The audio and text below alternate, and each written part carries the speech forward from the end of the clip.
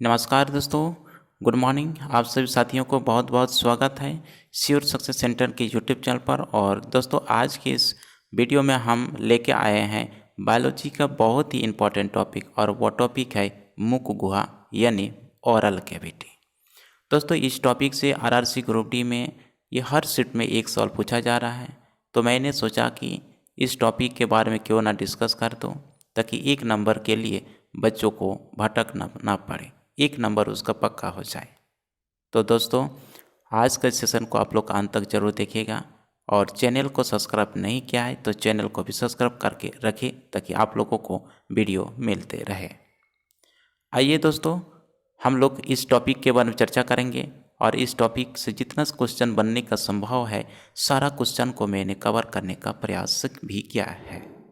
तो आइए हम लोग शुरू करते हैं इस टॉपिक के बारे में डिस्कस करना।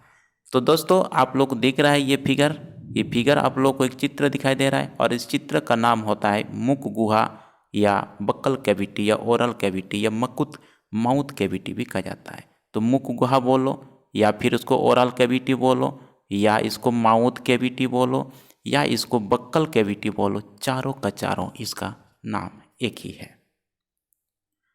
चारों का चारों नाम के बारे में आपको पता होना चाहिए, क्योंकि कब कौन सा नाम के बारे में आपको पूछा जाएगा, अगर उस वर्ड के चलते आप कंफ्यूज हो सकते हैं।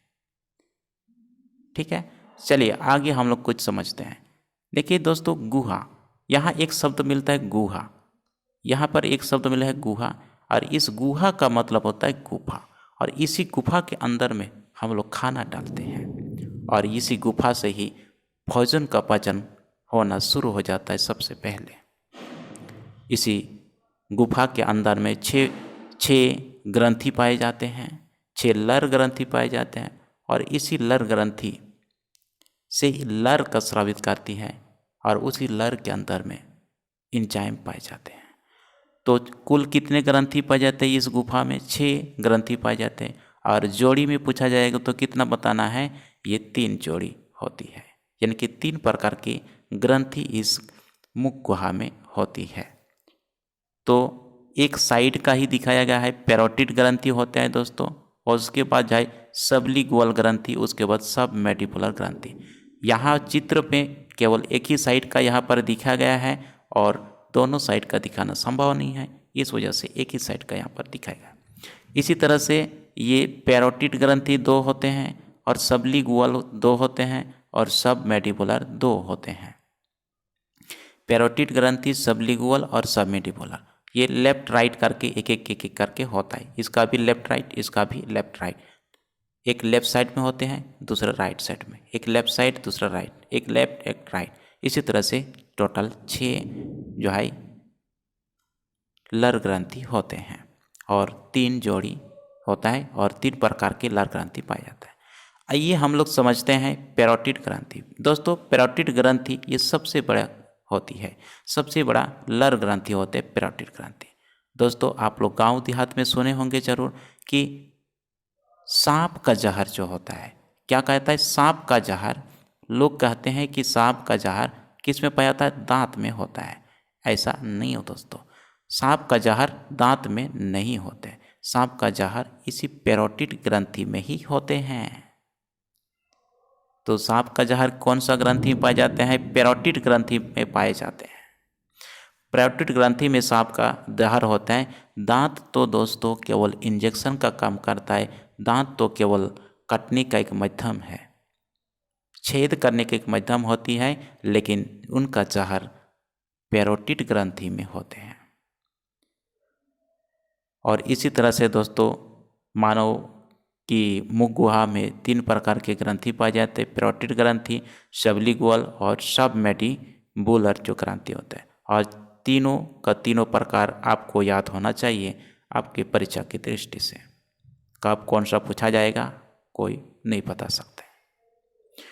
तो आइए हम लोग दोस्तों समझते हैं इस ग्रंथि से क्या क्या स्रावित होती है, और उस चीज़ उसमें क्या पाया जाता है। चलिए हम लोग समझते हैं दोस्तों। इस ग्रंथि से इस ग्रंथि से 4 प्रकार की, ये ग्रंथि नहीं होगा, या 4 प्रकार की एंजाइम होते हैं।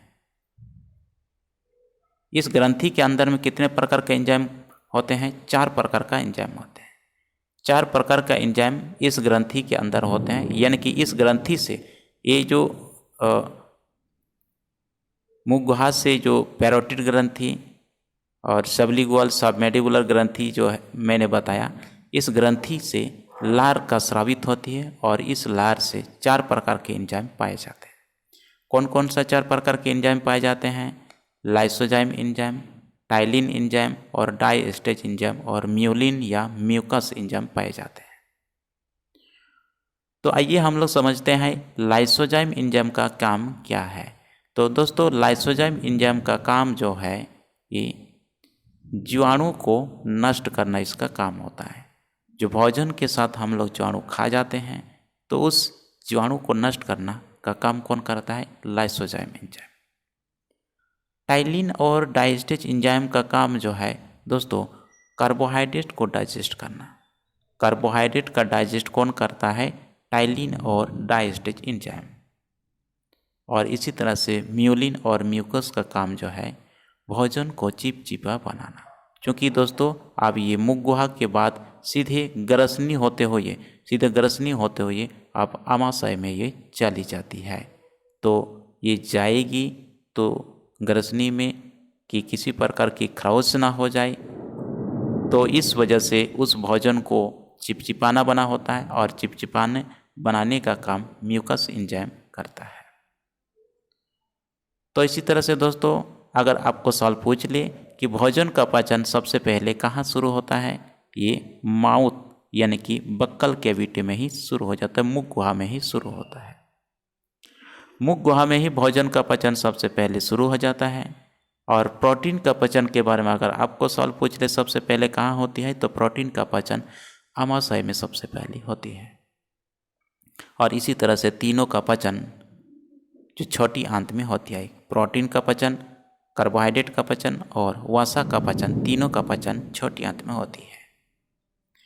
तो आई होप दोस्तों, इस टॉपिक से जितना क्वेश्चन बनने का संभव था, सारा क्वेश्चन में कवर करने का प्रयास किया है। तो आप सब लोग आज के सेशन को अच्छा लगेगा, अगर अच्छा लगेगा तो लाइक शेयर कमेंट करना नहीं भूलिएगा। अगर चैनल को सब्सक्राइब नहीं किया है तो वीडियो को पाने के लिए आप लोग चैनल को सब्सक्राइब करके रखें, ताकि आप लोगों को वीडियो मिलते रहे। तो इसी के साथ आज का सेशन को यहीं पर समाप्त करते हैं। Thank you very much.